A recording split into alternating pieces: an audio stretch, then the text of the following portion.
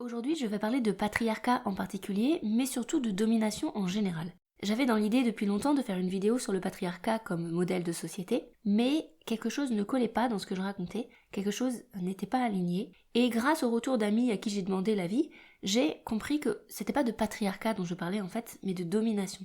Et finalement, j'ai eu tellement de choses à dire que ce qui devait être une vidéo s'est transformé en article, et je fais aussi une version audio pour ceux qui préfèrent écouter plutôt que lire. Mais si vous préférez, vous pouvez aller lire mon article, je mettrai le lien en description. Patriarcat, et c'est tout? Qu'est-ce que le patriarcat? Le patriarcat, c'est un modèle de société basé sur la domination des hommes sur les femmes. Mais lorsqu'on parle de convergence des luttes, l'idée c'est qu'il existe plusieurs systèmes de domination, imbriqués les uns aux autres. Le patriarcat est un aspect de l'omniprésence des systèmes de domination dans nos sociétés, et quand je dis nos sociétés, je distingue bien la multitude de sociétés qui existent, et je ne pense pas à quelque chose de figé, mais bien à quelque chose de toujours en mouvement. Une société, ça n'est jamais que la somme de tous les individus qui la constituent. Il y a d'autres systèmes de domination que le patriarcat, le colonialisme, les classes sociales, etc.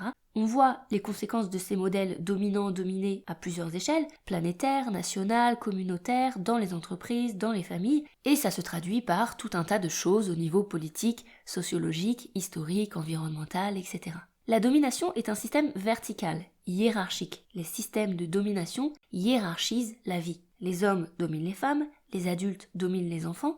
Dans les entreprises, les chefs dominent les sous-chefs, qui dominent les sous-sous-chefs, jusqu'aux sous-fifres. Les riches dominent les pauvres, les blancs dominent les personnes racisées, en Occident du moins. Les institutions étatiques représentant l'autorité dominent les citoyens, les êtres humains dominent les animaux et la nature, la liste est longue. À chaque fois, la domination n'est pas une généralité. Par exemple, tous les hommes ne dominent pas toutes les femmes, évidemment. Il n'y a rien de figé, c'est toujours en mouvement. Certains États sont plus totalitaires que d'autres. Certains parents sont plus autoritaires que d'autres, et ils peuvent évoluer. Ceci est simplement une liste non exhaustive de domination possibles, que l'on retrouve à plus ou moins grande échelle, de manière plus ou moins systémique dans nos sociétés occidentales actuelles. Et pas que. Comparaison de nos souffrances respectives. J'ai déjà vu des hommes rétorquer que les femmes se plaignent, mais n'empêche que les hommes ont plus la pression de subvenir aux besoins de leur famille, ou alors qu'ils exercent les métiers les plus éprouvants physiquement. Donc les femmes sont bien gentilles, mais le patriarcat, ça profite aussi à leur confort. Oui, alors non, pas tout à fait. Ce constat de la situation de certains hommes, qui correspond à une réalité, c'est parce que les systèmes de domination sont tous imbriqués. Mais les individus qui sont dominants dans tous les domaines, non, ils ne ressentent en général pas la même pression pour subvenir aux besoins de leur famille, pas plus qu'ils n'exercent les métiers les plus éprouvants physiquement. Mettre en lumière les systèmes de domination, ça n'est pas instaurer une compétition de qui souffre le plus, selon ses attributs sexuels, sa couleur de peau, son origine sociale, etc. Mettre en lumière les systèmes de domination, ça n'est pas être de pauvres hystériques qui se plaignent pour un rien, jamais contents, et qui ne voient que le côté négatif de la vie, sans voir le côté positif de toute cette domination. Non, mettre en lumière les systèmes de domination, c'est juste ça, mettre en lumière les systèmes de domination. Colère. Évidemment qu'il y a de la colère quelque part, à un moment ou à un autre, quand on est dominé, puisque la matérialisation de la domination, c'est quelqu'un qui abuse de son pouvoir sur nous, qui ne respecte pas nos limites et notre pouvoir personnel de disposer de nous-mêmes. Et la réponse émotionnelle saine à l'irrespect de nos limites, c'est la colère. Je tiens alors à faire la distinction entre colère et colère. La colère accueillie, une émotion qui nous traverse, que l'on intègre pour retrouver ensuite la paix intérieure. Une colère dans l'instant qui nous fait dire « je n'accepte pas cette domination ». Et la colère coincée, qui tourne en boucle en s'associant à notre mental, en s'amalgamant avec des blessures émotionnelles non résolues du passé, qui nous fait nous raconter tout un tas d'histoires, qui nous déconnecte de la réalité dans le moment présent, qui alimente notre ego et qui entre en résonance avec les égos des autres. Cette distinction vaut pour toutes nos émotions, et c'est la raison pour laquelle le travail sur soi, et en particulier l'accueil de nos émotions, est si important selon moi pour apprendre à ne plus confondre colère accueillie et colère coincée. Mais tant qu'il y a domination, il va continuer à y avoir de la colère, puisqu'il y a de l'irrespect. Et quand je parle d'irrespect, je prends garde à ne pas confondre mes réactions émotionnelles face à ce que je considère comme de l'irrespect à de l'irrespect effectif. Par exemple, quelqu'un qui me dit que ce que je raconte c'est de la merde et qu'en plus je suis moche. Ça n'est pas de l'irrespect. L'autre exerce son pouvoir personnel de parler et il dit ce qu'il veut. Si ça me met en colère, ou si ça me rend triste, ou quelque émotion que ce soit, c'est mon problème. Si je suis adulte, je peux choisir de ne pas être en relation avec cette personne, puisque, visiblement, nous ne partageons pas les mêmes valeurs. Et si cette personne met un commentaire sous un de mes partages sur internet pour m'expliquer pourquoi je suis conne, je supprime le commentaire. Mais cette personne ne m'a pas manqué de respect. Et éventuellement, je vais mal le vivre, cela va réveiller des blessures en moi, et je vais peut-être même avoir besoin d'aide pour surmonter tout ça. mais l'autre ne m'a pas manqué de respect. Par contre, quelqu'un qui utilise la violence pour me faire taire, ou me force à l'écouter et me dire en boucle que ce que je raconte c'est de la merde et que je suis moche, sans moyen pour moi d'arrêter de l'écouter, en me harcelant par exemple, ça c'est de l'irrespect. L'autre empiète sur mes limites, dans ce cas, la colère est saine. Et une fois que je me suis extirpée de la situation, je peux lâcher la colère. Attention, j'ai pas dit que lâcher la colère était facile, ni qu'une agression ne laissait pas de traces ou de traumatisme. Je n'ai pas dit non plus que l'on pouvait toujours effectivement s'extirper de la situation, au contraire, c'est parfois impossible dans un système de domination, et c'est bien le problème. Exemple le plus évident, quand on est un enfant. Autre exemple, l'esclavage. Vous comprenez ce que je veux dire quand je parle de l'importance du travail sur nos émotions pour ne pas confondre colère accueillie et colère coincée, pour ne pas voir un manque de respect là où il n'y en a pas? Petit aparté, je vous conseille vraiment les vidéos de Laurent Martinez, qui m'ont beaucoup appris et inspiré sur ce thème des émotions, du respect, de la responsabilité. Je vous mettrai le lien d'une de ces vidéos et de sa chaîne YouTube en description. Mais comment voulez-vous que le monde s'apaise et que la lumière totale soit mise sur les systèmes de domination si on s'interdit d'être en colère? Alors que la colère est justement un des indicateurs privilégiés pour nous permettre de mettre en lumière la domination. Ça, dans le monde du développement personnel, c'est assez tendance de juger la colère. C'est dommage, parce que la colère, elle a une raison d'être. C'est pas juste l'ego qui s'excite et auquel on s'identifie jusqu'à en perdre de vue que notre essence est bien plus vaste que ce petit moi pas content. Regardez le monde dans lequel on vit, la situation de la planète. Comment la paix pourrait-elle se concrétiser sans mise en lumière totale des systèmes de domination qui, me semble-t-il, prédominent encore? S'exprimer à la place des autres. Au-delà de prendre ou non la responsabilité de mes propres émotions face à ce que pourrait dire quelqu'un qui ne me plairait pas, si quelqu'un s'exprime à ma place, c'est bel et bien de l'irrespect. L'irrespect de l'autre, ça n'est pas que l'irrespect de son intégrité physique. L'irrespect, c'est aussi s'exprimer à la place de quelqu'un d'autre. D'autant plus quand on ne laisse pas à l'autre les moyens effectifs de s'exprimer lui-même. Atteinte à la liberté d'expression, pression physique et psychologique, manipulation, invisibilisation, infantilisation, etc. C'est autant de choses qui peuvent nous empêcher de nous exprimer nous-mêmes. S'exprimer à la place de l'autre, c'est de l'irrespect. C'est un moyen de domination. Ça engendre de la colère. C'est un signal pour le dominer. Quelqu'un parle à ma place, quelqu'un dépasse mes limites. Mettre de la conscience sur notre position dans les systèmes de domination en place. On a beau ne pas être soi-même dans une posture de domination vis-à-vis d'autrui, il me paraît essentiel de mettre de la lumière sur notre propre position dans les systèmes de domination en place. Moi je suis blanche, de classe sociale moyenne plus, je suis éduquée, j'ai jamais manqué de nourriture ni d'argent, je fais partie d'une catégorie dominante. Je suis certes une femme, mais question d'époque et de milieu, j'ai été relativement préservée de la domination masculine, soyons clairs. J'ai voyagé, j'ai fait des études scientifiques et j'ai même travaillé dans le pétrole, c'est pour dire. Dans les marées noires pour être exact, oui donc dans le pétrole. Ça ne fait pas de moi une dominante, mais je me dois d'avoir conscience que ma position m'accorde des privilèges. Des privilèges que non seulement d'autres n'ont pas, mais aussi des privilèges qui sont bâtis sur la domination. Capitalisme, colonialisme, exploitation inconsciente des ressources planétaires, etc. Si je ne mets pas ma position dans une catégorie dominante en lumière totale, il y a un risque. Je peux ne pas comprendre la colère des dominés, la colère de ceux qui vivent dans un manque de respect que je n'arrive pas à appréhender puisque je me situe de l'autre côté. Et je peux aussi inconsciemment me mettre à m'exprimer à leur place. Après tout, tous ces dominés-là, ne savent-ils pas que leur vie est le reflet de leur intériorité? Ne comprennent-ils donc pas qu'il suffit de se visualiser dans une piscine à bulles d'une villa à Los Angeles, tout en se plaçant dans un état d'esprit de gratitude et d'amour, en commençant par arrêter de se plaindre, et en passant enfin à l'action pour reprendre sa vie en main? La loi de l'attraction, les gars, vous connaissez? Mais après ce fabuleux séminaire sur la loi de l'attraction, après toutes ces énergies si belles, qui a fait le ménage dans l'auditorium? Et des lumineux participants à ce fabuleux séminaire, qui est resté pour voir qui faisait le ménage à la fin? Mon propos n'est certainement pas de culpabiliser, de condamner ou de juger, mais simplement de mettre en lumière, la fameuse lumière. Vous savez, les travailleurs de lumière. Mais quels travailleurs? Quelle lumière? Ces cristaux pour élever la vibration énergétique de mon foyer, d'où viennent-ils? Cet ordinateur, d'où vient-il? Qui a travaillé dans les mines, dans les usines, dans les transports? La liste est si longue. Les systèmes de domination impliqués dans l'ordinateur avec lequel je suis en train d'écrire cet article sont si nombreux. Même si j'ai pu acheter mon ordinateur en reconditionné, ou si j'ai pu donner de l'argent à une association pour compenser mon empreinte carbone, ça n'annule pas le fait que mon ordinateur est le produit d'une imbrication de systèmes de domination à mon avantage. Tout mettre en lumière. Vraiment, j'insiste, c'est juste ça, mettre en lumière. Je parle pas de se laisser diriger par ses émotions, de juger quoi que ce soit, de partir en guerre, de faire tomber des têtes, juste de mettre en lumière la domination partout où elle se trouve. Partout.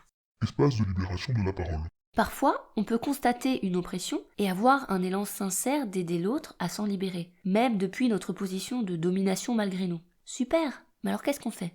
Eh bien, si on veut, on peut créer des espaces de libération de la parole, en proposant des ressources aux autres pour qu'ils puissent s'exprimer eux-mêmes. Je dis bien en proposant, pas en imposant. N'allons pas construire des écoles dans les communautés où les enfants sont libres et heureux d'apprendre en vivant tout simplement. On leur laisse leur pouvoir, avec respect, sans manipulation. On prend soin de la liberté d'expression. On informe, on met en lumière, on libère la parole, pas pour une idéologie, mais pour informer sur des sujets qui nous touchent selon nos valeurs, notre histoire, etc. On peut même exprimer ça de manière un peu spirituelle, si on veut. On rayonne notre propre lumière. On rayonne ce que l'on a mis, nous, en lumière, pas nos zones d'ombre non conscientisées. C'est ce qui s'est passé par exemple avec le hashtag MeToo. Tout à coup, un espace pour libérer la parole des victimes de violences sexuelles s'est créé, bien plus vaste que les espaces déjà existants. Et pouf, certains se sont rendus compte qu'il y avait des violences sexuelles partout. Alors, visiblement, l'ampleur du truc a choqué certaines personnes, mais toutes ces victimes, une majorité de femmes, mais aussi des hommes, elles n'ont rien inventé. C'est juste qu'avant, elles ne savaient pas où le dire, à quel point les violences sexuelles avaient eu un impact sur leur vie. Elles avaient peur, et parfois à juste titre, à savoir que le danger était réel, ou bien elles avaient honte, ou les faisaient taire, voire elles n'avaient pas conscientisé tout ça. Et oui, parce que grâce au mouvement MeToo, beaucoup de personnes ont pu, pour la première fois, conscientiser certains événements passés comme étant de la violence sexuelle. Mais leurs paroles n'auraient même pas pu se libérer avant, puisqu'elles ne savaient pas que c'était de la violence sexuelle, tellement certaines choses étaient taboues, voire banalisées. Par exemple, figurez-vous que regarder sous les jupes des filles, ça n'est pas drôle en fait. Et ça n'est pas un revirement moralisateur, ça n'a jamais été drôle, ça a toujours été violent. Mais avant MeToo, si quelqu'un était venu expliquer aux femmes, pour leur bien, pourquoi elles étaient de pauvres petites victimes de méchants agresseurs sexuels cachés à tous les coins de rue, bah non. Quelqu'un qui vient t'expliquer que t'es une victime alors que t'as rien demandé, et que ça n'est peut-être pas du tout le cas d'ailleurs, il y a des chances pour que tu l'envoies chier, voire que ça te mette en colère, parce que c'est quelqu'un qui s'exprime à ta place. Un autre visage de la domination, c'est pour ton bien. J'insiste encore, et je souhaite vraiment que mon intention soit bien comprise, mettre en lumière, ça n'est pas juger telle ou telle situation selon un prisme moral de bien ou de mal. Surtout pas. Ce serait retomber dans un nouveau schéma de domination. Oui, la moralisation est un outil de domination. En effet, la domination a plusieurs visages. Le visage le plus évident est celui de la domination physique, la loi du plus fort, mais la domination a un autre visage qui permet de maintenir ce système vertical et qui pourrait se résumer ainsi, c'est pour ton bien. Le dominant est ton protecteur. C'est pour ton bien, c'est une des expressions préférées de tout système de domination. Et ça commence tout petit. C'est pour ton bien, si tu veux que le Père Noël t'apporte des cadeaux, il faut être sage et obéir à papa et maman. C'est pour ton bien, fais de bonnes études et tu réussiras ta vie. Réussir sa vie étant dans ce cas souvent synonyme de se placer assez haut dans les systèmes hiérarchiques en place, soit en gravissant les échelons, soit, et c'est surtout ça en réalité, en maintenant ses privilèges. C'est pour ton bien, si tu veux vivre en sécurité et libre, obéis au pouvoir politique en place. C'est pour ton bien, chut, tais-toi. C'est pour ton bien est extensible et peut se transformer par exemple en c'est pour le bien de ta famille. Travaille pour moi et en échange je te donnerai un salaire qui te permettra de vous acheter de la nourriture et des smartphones. C'est pour le bien de ta nation et de tes compatriotes, va faire la guerre et tuer d'autres gens, c'est de la légitime défense puisqu'ils sont l'axe du mal. Après tout, ça a fonctionné pendant longtemps cet argumentaire. Et ça fonctionne encore, semblerait-il, plus pour très longtemps, j'ose espérer. On peut même retrouver c'est pour ton bien dans des considérations spirituelles ou écologiques, c'est pour le bien de l'évolution, pour le bien de l'humanité, pour le bien de la planète, fais ceci, fais cela, obéis et tu seras protégé et sauvé de la fin du monde. Mais le bien, c'est un concept. Le bien, c'est un ensemble de pensées, de croyances, de préférences sur ce qui devrait être ou ne pas être.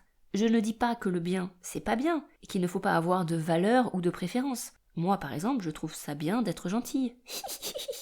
Et des fois, je suis pas gentille et je trouve ça pas bien. Je dis juste que le bien, c'est un concept, et que comme tout concept, il est forcément très limité et réducteur par rapport à l'infinie richesse de la réalité, de la vie et des expressions qu'elle peut prendre dans le moment présent. Et le bien, c'est un concept très pratique pour faire fonctionner tout système de domination. C'est pour son bien, le corps de la femme. En gardant en tête que les systèmes de domination sont tous imbriqués, que les choses se transforment constamment et qu'il n'est pas question de transformer des généralités en vérité absolue pour le cas personnel de chacun et chacune, revenons-en au cas précis du patriarcat, à savoir de la domination des hommes sur les femmes. Déjà, statistiquement, les hommes sont plus grands et plus musclés. Pas forcément, on est d'accord, mais quand même, avec la domination physique, la femme, elle est plus souvent en dessous, hiérarchiquement parlant. Mais encore une fois, pas de généralité, et ça n'est pas une compétition des souffrances. Il y a aussi des hommes qui se font maltraiter physiquement par des femmes, il y en a moins, et c'est une donnée à prendre en compte sociologiquement, mais il y en a. Et à ma connaissance, les violences psychologiques n'ont pas de sexe. Par ailleurs, il se trouve que la majorité des femmes possèdent ce que l'on appelle un utérus. Utérus dans lequel peut potentiellement grandir un autre être humain en plus petit, la descendance. Et là, quand une femme tombe enceinte, ça prend une autre tournure. C'est pour ton bien se décale de la femme vers le contenu de son utérus, et de ce qui risque à un moment ou un autre d'en sortir, par son vagin. Le mot vagin n'est pas un gros mot. Déjà, si la grossesse n'est pas la bienvenue, pour des raisons qui concernent la femme, c'est son utérus, c'est son corps à elle, c'est sa vie, c'est ses choix. Oui, mais là c'est différent, parce que c'est pour le bien de l'embryon, c'est pas pareil. Ah, la légalisation de l'avortement, ça reste pas tout à fait acquis à travers le monde. Et si la grossesse est bienvenue, bon peut-être pas à 100%, il y a souvent des sentiments un peu contradictoires dans cette affaire, mais si la grossesse continue, chut, pour le bien du bébé, des protocoles médicaux sont mis en place, et la mère, on lui demande pas son avis sur ce qu'on fait à son corps pendant la grossesse et l'accouchement. C'est pour le bien du bébé, tout ça. Alors bien sûr, la santé et la sécurité des mères et de leur bébé, c'est important. Et les progrès de l'obstétrique, c'est super. Mais il y a des subtilités entre c'est pour le bien de ton bébé, fais ce que le médecin t'a dit, même si ça te traumatise en passant, on ne te demande pas ton avis parce que tu n'y comprends rien. #épisiotomie. Et regardons objectivement ce que nous disent les données en matière de santé et accompagnons les patientes dans leur choix avec bienveillance et sans pression psychologique ni condescendance. Ces deux approches sont très différentes. Il n'y a qu'à regarder ce qui se passe en France en termes de chasse aux sorcières, je pèse peut-être un peu mal mes mots mais tant pis, pour les sages-femmes qui pratiquent des accouchements à domicile, pour accompagner les femmes dont c'est le choix bien sûr. Et ce, en dépit de tout l'encouragement que devraient donner les données épidémiologiques aux autorités médicales. Je parle de science là, de statistiques, pas d'intuition à base d'encens. J'en reparlerai un autre jour, mais en attendant, je vous mets en description le lien d'une magnifique vidéo de l'APAD sur les enjeux de l'accouchement accompagné à domicile en France. Là, j'ai juste parlé de grossesse et d'accouchement. Mais une fois que le bébé est sorti du fameux utérus par le fameux vagin, ma foi, ça continue cette histoire de c'est pour son bien. Ça ne s'arrête pas. C'est pour son bien, il faut s'occuper de bébé tout le temps maintenant, oublie tes projets, ta carrière, de toute façon, t'es moins bien payé. Ne sois pas si fusionnel, reprends donc le travail, ça l'aidera à s'émanciper ce gosse. Et toi aussi, ça t'aérera un peu l'esprit. Retourne à ta place, quelque part tant bien que mal, dans les systèmes de domination en place, et mets-y ton gosse le plus tôt possible au passage. C'est pour votre bien à tous les deux, toutes ces injonctions et ces conseils non sollicités qui vont te chercher là où c'est le plus précieux pour toi, le bien-être de ton enfant. Ne pas s'exprimer à la place des autres. Abandonner c'est pour ton bien, c'est notamment arrêter de s'exprimer à la place des autres quand ils ne nous ont rien demandé. J'avoue c'est un peu difficile de se retenir quand on a envie d'avoir raison et tout. Exemple numéro 1. Jacqueline a envie de mettre des talons aiguilles et des décolletés. Qu'on lui dise de s'habiller autrement pour son bien, parce que ça pourrait exciter trop les hommes qui ne sauraient pas se retenir, sous-entendu c'est de sa faute si elle se fait violer, ou qu'on lui dise qu'elle est une victime des publicités qui rabaissent la femme au rang d'objet sexuel et celle de toutes les femmes par la même occasion, dans les deux cas, c'est quelqu'un qui explique à quelqu'un d'autre ce qu'elle devrait faire pour son bien ou pour le bien des femmes en général, les femmes, car nous sommes toutes les mêmes, c'est bien connu. Mais peut-être que pour Jacqueline, cette envie de mettre des talons aiguilles et des décolletés correspond à l'expression de l'archétype de la femme fatale en elle. Et ses choix vestimentaires se font dans le cadre d'un élan spirituel à exprimer son essence unique. Laissons Jacqueline tranquille, elle est en pleine illumination. Exemple numéro 2, quand on interdit à une femme de porter son voile où elle veut et comme elle l'entend, sous prétexte de l'aider à son insu, pour son bien, à s'émanciper d'un système religieux que l'on juge oppressant pour elle, c'est de la domination. Dans ces deux exemples, on a perdu le féminisme en cours de route. On s'exprime à la place de l'autre pour un concept de bien. Et notez que dans mes deux exemples, ces femmes ne font de mal à strictement personne. Leurs choix vestimentaires se font dans le respect des autres. Si ça nous dérange, ou si ça nous fait peur, c'est notre problème à nous, pas à elles. C'est pour mon bien. Après avoir dit tout ceci, j'aimerais attirer votre attention sur le fait que les systèmes de domination, on en voit les conséquences dans le monde extérieur, mais c'est aussi un état intérieur. Tous ces c'est pour ton bien qu'on nous a éventuellement rabâchés dans notre enfance ou plus tard, ils nous imprègnent, ils s'incrustent en nous et se transforment en c'est pour mon bien. Et attention, ça va bien 2 secondes d'accuser les autres, mais des fois, les c'est pour mon bien, on se les est créés strictement tout seul. Par exemple, face à une situation émotionnellement intolérable dans notre enfance, nous pouvons avoir mis en place des mécanismes de défense psychologique. Sur le moment, c'est pour notre survie, face à une situation traumatique impossible à gérer avec nos seules ressources d'enfants. Entre parenthèses, c'est pour ça qu'il est très important d'aider les enfants à accueillir inconditionnellement leurs émotions, et j'y reviendrai dans d'autres partages. Mais le truc un peu dommage, c'est si on garde ces mécanismes de défense psychologique toute notre vie, alors que peut-être à 25 ans, à 40 ans ou à 80 ans, peut-être que là, en tant qu'adulte, on a les ressources pour gérer le truc. Peut-être. Ça n'est pas simple non plus. C'est aussi une bonne idée de demander de l'aide parfois. Juste, on évite la psychanalyse peut-être? Parce que toutes ces histoires de complexes d'Oedipe, de mère castratrice et de boudin fécal, là, niveau patriarcat, il y a du lourd. Donc, si on veut détruire les systèmes de domination de l'intérieur, sans violence, c'est aussi à l'intérieur de nous qu'il faut le faire, et sans violence. Ça implique d'apprendre à observer nos schémas mentaux et à détecter tous nos c'est pour ton bien intérieurs. Ceux que l'on applique à nous-mêmes en mode c'est pour mon bien, il faut que j'obéisse à mon propre patriarche intérieur car il sait ce qui est bon pour moi et il veut m'éviter de souffrir, il faut, ah, j'y arrive pas. Ou les c'est pour ton bien que l'on projette sans vergogne sur les autres pour le bien du monde, en mode sauveur, bourreau ou victime, les trois facettes de la même chose, le fameux triangle des Karpman.